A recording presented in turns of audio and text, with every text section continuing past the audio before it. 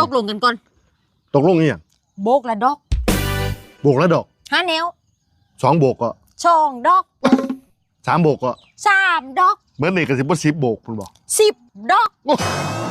ไอ้ตายละ หรือว่าเจ้าสิเอาโบกเดียวก็ได้ โบกเดียวบ่พอข่อย บ่ถึงค่อยคือกัน เอาจังซี่ไป เอาจังใด บ่ว่ามันสิจักโบกก็สร้างแล้วเจ้าค่อยไปนับเอา อันใดข่อยบ่ไหวข่อยเส้นไว้ เส้นบ่ได้เด้จะ เส้น สิ บ่ได้ เออ เอ้า จะอีไปกองไว้บ่นั่นบ่ได้เด้ เด้ จะอีซ้ำไว้ติ ย่านข่อยซ้ำบ่ไหวอ่ะ 5แนว ไม่ข่อยก็สิค่อยๆซ้ำไปเรื่อยซ้ำไปเรื่อยให้มันครบละ บ่ได้ดอก แน่